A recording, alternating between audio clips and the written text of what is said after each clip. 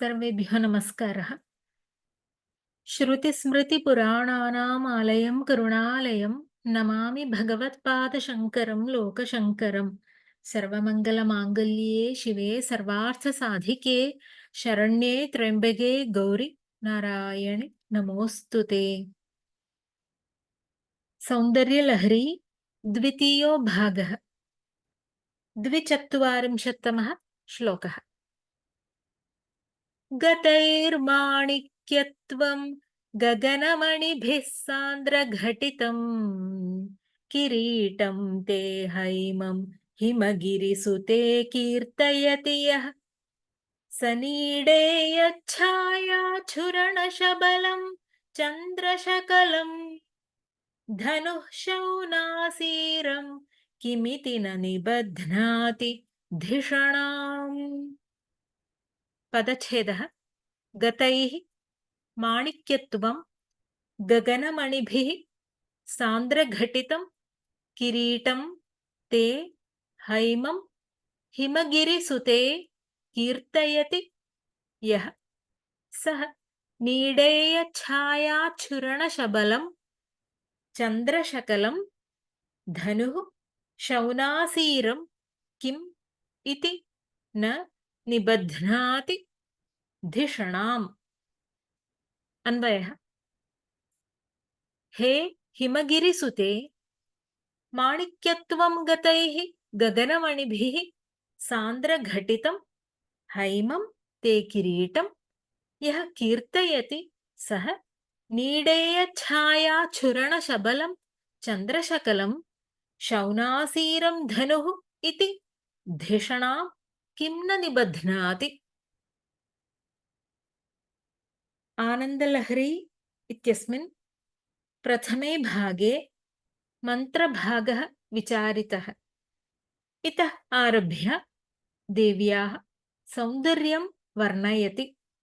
केशादिपादान्तम् अवयववर्णनम् आरभते। आचार्यः आदौ किरीटवर्णनं करोति।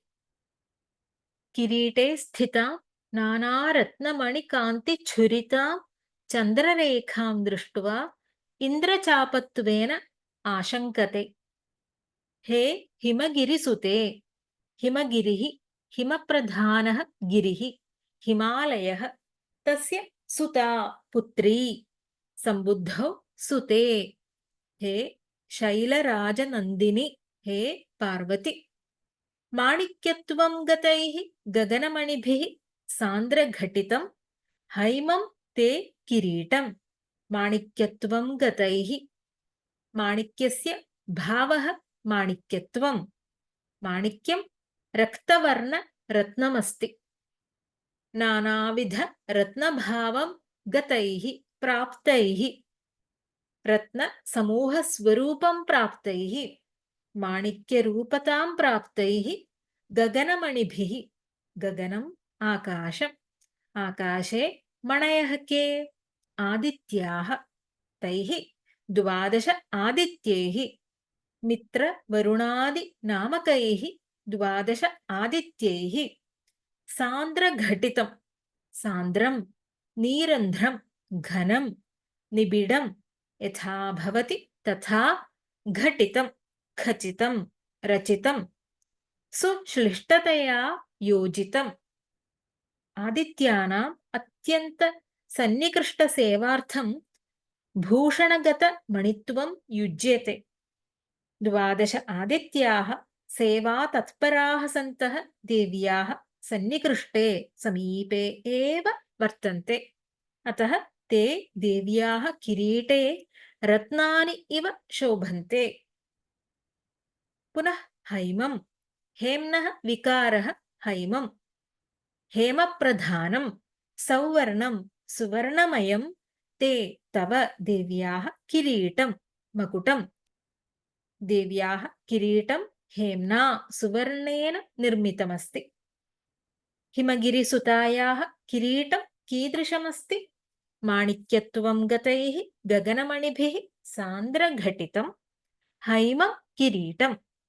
तत् किरीटं यः कीर्तयति यः वर्णयति सः कवीन्द्रः, सः साधकः नीडेयछायाछुरणशबलं चन्द्रशकलं शौनासीरं धनुः इति धिषणा किं न निबध्नाति।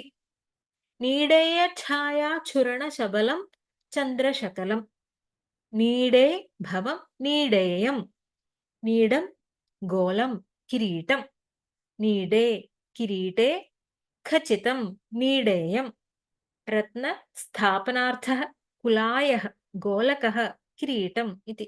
तत्र खचितानि रत्नानि नीडेयानि तेषां छाया कान्तिः छायायाः छुरणेन व्यापनेन प्रतिफलनेन शबलं नानावर्णयुक्तम् किरीटे खचितानां रत्नानां छायाछुरणेन कान्तिव्याप्त्या कान्तिप्रतिबिम्बेन विचित्रं माणिक्यादि नानारत्नखचित किरीटकान्त्या संवलितं चन्द्रशकलं चन्द्रस्य शकलं चन्द्रखण्डं शिरस्थित इन्दुखण्डं देव्याः शिरसि स्थितं चन्द्रखण्डं चन्द्रशकलं किंविधमस्ति नीडेयछायाछुरणशबलम् देव्याः किरीटे शोभमानानां गगनमणिरत्नानां कान्त्याः प्रतिफलनेन कर्बुरीकृतं चन्द्रखण्डम् माणिक्यमौलिस्फुरत्तारानायकशेखराम् इति ललिता ध्यानश्लोके वर्णनमस्ति ननु। तादृशं चन्द्रशकलं शौनासीरं धनुः इति धिषणां किं न निबध्नाति। शौनासीरं धनुः शुनासीरः इन्द्रः तस्य सम्बन्धि शौनासीरं धनुः कोदण्डं कार्मुकम् ऐन्द्रं धनुः इन्द्रधनुः आकाशे इन्द्रधनुः दृश्यते ननु अतिसुन्दरं सप्तवर्णयुक्तं भवति। इन्द्रधनुः इति धिषणाम् इति बुद्धिं तद्भ्रान्तिं बुद्धिर्मनीषा धिषणा धीः प्रज्ञा शेमुषीमतिः इति अमरकोशे नामानि। चन्द्रशकलम् इन्द्रधनुः इति धिषणां किं न निबध्नाति धिषणा निबध्नाति एव इत्यर्थः तादृशीं बुद्धिं धत्ते एव इति। देव्याः किरीटं वर्णयितुम् उद्युक्तः साधकः तत्र स्थितं चन्द्रखण्डम् इन्द्रधनुः वा इति संशयितां करोति। इदं शौनासीरं धनुः उत चन्द्रशकलम् इति अवश्यं तस्य साधकस्य शङ्का जायते। चन्द्रखण्डस्यापि इन्द्रधनुवत् वक्रत्वात् तथा प्रतिबिम्बवशात् रक्तपीतादि नानावर्णत्वात् साधकस्य ईदृशी बुद्धिः जायते इति भावः। ललितासहस्रनामस्तोत्रे कुरुविन्दमणिश्रेणी कनत्कोटीरमण्डिता इति नाम कुरुविन्दं नाम माणिक्यम् अष्टमी चन्द्रविभ्राजदलिकस्थलशोभिता इति नाम च स्मरामः। यः कविः देव्याः किरीटं वर्णयति सः किरीटे लग्नं चन्द्रशकलम् आलोक्य इन्द्रचापमतिं निबध्नाति इत्यर्थः। गतैर्माणिक्यत्वं गगनमणिभिः सान्द्रघटितं किरीटं ते हैमं हिमगिरिसुते कीर्तयति यः स नीडेयच्छायाछुरणशबलं चन्द्रशकलं धनुः शौनासीरं किमिति न निबध्नाति धिषणाम्। ॐ सर्वे भवन्तु सुखिनः सर्वे सन्तु निरामयाः सर्वे भद्राणि पश्यन्तु मा कश्चित् दुःखभाग् भवेत्। ॐ शान्ति शान्ति शान्तिः। हरिः ॐ श्रीगुरुभ्यो नमः। हरिः ॐ। धन्यवादः।